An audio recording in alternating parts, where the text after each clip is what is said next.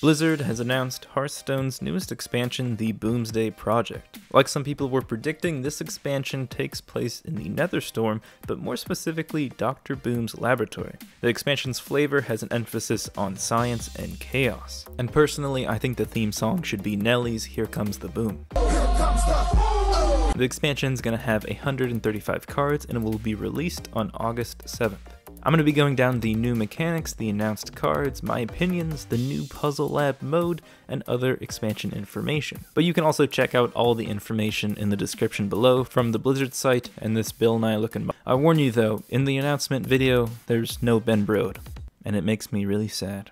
The first new mechanic introduced is Magnetic. Magnetic minions can fuse with other mechs to combine stats and other keywords. To fuse, you play the magnetic minion to the left of the minion you want to fuse with. So this means there are going to be more mechs in this expansion. The mech population has been pretty low for a while now, so I'm glad they're adding more to the game because it seems like mechs usually bring a crazier and more unique flavor to cards. And the first magnetic card released is Spider Bomb, 3 mana 2/2 mech for Hunter that also has the death rattle destroy a random enemy minion. So you can always just play this as a 3 mana 2/2, but the main advantage to magnetic cards is their buffing ability. Like Bone Mare or Fungal Mancer, buffing a minion that can already attack is pretty powerful. With a card like Spider Bomb, you're going to be able to buff a mech to make a favorable trade, and maybe even activate its death rattle to kill another opponent's minion. Personally, I don't know if I like mechs and Hunter too much, but that's not even my biggest gripe with this mechanic. While I'm glad this expansion is going to have a lot of mechs, my guess is that the following expansions are going to go back to only printing a few each time. And this really restricts the gameplay of magnetic cards, because if there's not a lot of new mechs introduced in the game,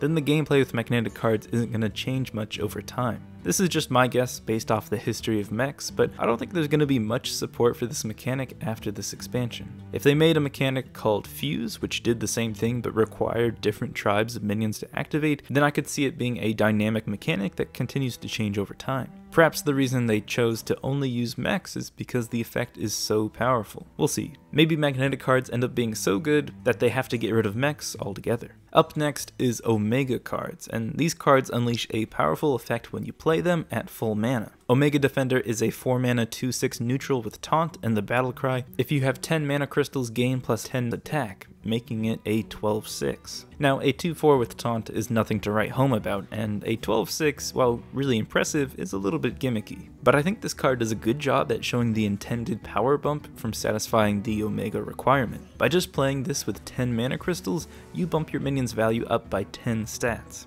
I think Omega cards are meant to be flexible, where sometimes the better play is on turn 4 so you can survive against aggro, but if you're able to wait and get the battle cry, it can help you swing the game in your favor. And this requirement is interesting because not only do you have to get to 10 mana, but you also have to play the Omega card first on your turn. You can't spend mana, you can't draw first, you can't test a secret with another minion, unless you have some coins to replenish your mana. To get the Omega battle cry, it has to be the first card you play on a turn, and I think that's going to lead to some interesting situations. Up next are project cards. Project cards are spells that grant a powerful bonus to you and your opponent. The example given is Biology Project, 1 mana druid spell where both players gain 2 mana crystals. I think this is my favorite mechanic thus far because it values game plan and deck building over the conventional in-game value. For 1 mana, you're able to gain 2 crystals, a value that usually costs 4 or 5 mana. But because you give your opponent that same value, it actually makes it balanced. Actually, it means you spent 1 more mana than your opponent to both get the same thing. But like I said, the advantage to playing this card is that the effect given to both players is most likely going to benefit yourself more than your opponent because your gameplay and deck support this sort of advantage more. If you can ramp up, even if it means bringing your opponents with you, you can now play your big powerful minions as your opponent tries to counter them with their own minions. But while you're spending 1 expensive card a turn, they're spending 2 or 3 cheaper cards to try to keep up,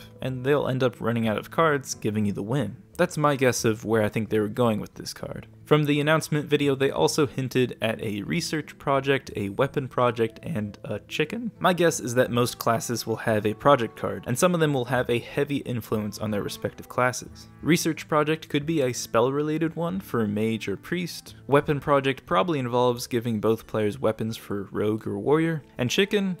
Maybe chicken turns everything into a chicken for Hunter. I love the interaction between players and the interesting type of games project cards will be able to bring, so I'm definitely looking forward to this mechanic. Next up is Electro Storm Surge, 3 mana 3/3 elemental legendary for Shaman with the battle cry. Your next spell this turn casts twice. Probably its greatest asset is that it only costs 3 mana. This actually leaves you room to cast any of the current spells in Shaman, the notably powerful ones being Bloodlust, the Spellstone, and Volcano. Wait, hold up, back up.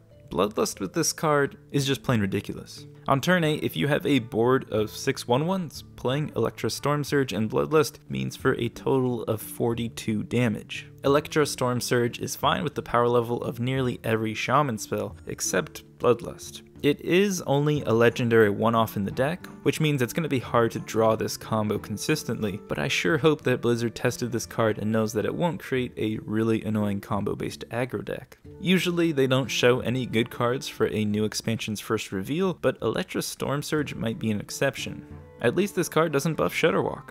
And last up, we have some groundbreaking advancements, legendary spells. This example is Myra's Unstable Element, 5 mana rogue legendary spell that draws the rest of your deck. Sprint with Moonshoes on, this card is meant as a last ditch effort to draw the cards you need to win. It's definitely an interesting strategy. I think it would only really work in decks that just run out of cards. Aggro could use this on turn 10 when they've run out of value and just need a little bit more to kill their opponent. But there's no going back from this card. Once you've played it, the cards in your hand are the only cards you have left. It's a really fun card, definitely a meme, but you never know. It could end up being a legitimate strategy for aggro. And while this legendary spell is a meme, the gameplay aspect of a spell that's only allowed 1 per deck hopefully means that each class gets a unique powerful spell. Regular 2-of spells and decks seem to be pretty powerful, so we'll see what introducing legendary ones will do to the game.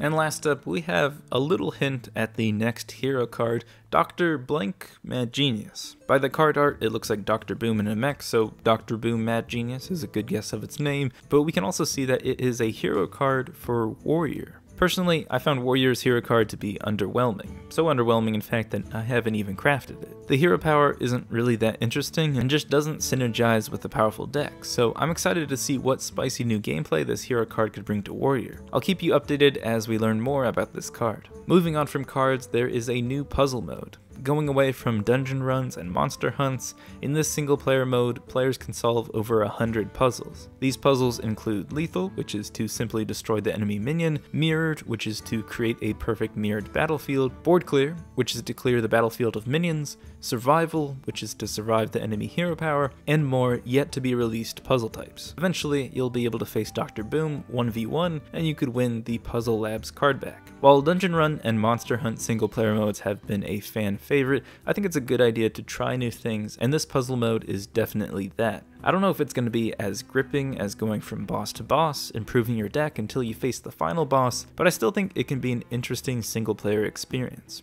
And I like the idea of going through games, having a different goal in mind than just killing your opponent. Puzzle Lab is set to be released 2 weeks after the expansion drops on August 21st. And now for the leftover stuff. No news yet on any special events leading up to the expansion, but logging in on the release day August 7th gets you a free random class legendary minion and 3 card packs. No mention of any changes to how the packs work, so it's my assumption that you're still guaranteed a legendary in the first 10 packs you open. The $50 US pre-order gets you this card back, 50 cards, and a golden legendary. New is the Mega Bundle pre-purchase, where for $80 US you can get 80 packs, a golden legendary, and you'll also get the Mecha Jiraxis Warlock Hero, which you can use in-game right now as soon as you buy the Mega Bundle. And obviously you can buy both pre-orders to get all of the rewards, meaning I already spent $130 on the expansion before it's even come out. Whale problems. Overall, I'm excited for the new expansion. Science, mechs, big plays, big mana, big fun. It looks like this expansion is really gonna spice the game up. I'll be doing daily videos as soon as cards start to be released daily, probably like in a week or 2, and this time I'm actually gonna stick to it, so make sure to subscribe for when those start to come out. The last episode of the Top Custom Hearthstone Cards of the Week for the Witchwood will be out soon, so check out the playlist to see those episodes. That's gonna be all for today. Until next time, ta-ta. My dearest Blizzard, I've been on a journey through the Zambini jungle for 14 months now, and I've made a discovery. You sent me to this far land in search of a solution, a cure, and the specimens I'm sending you here may be the answer.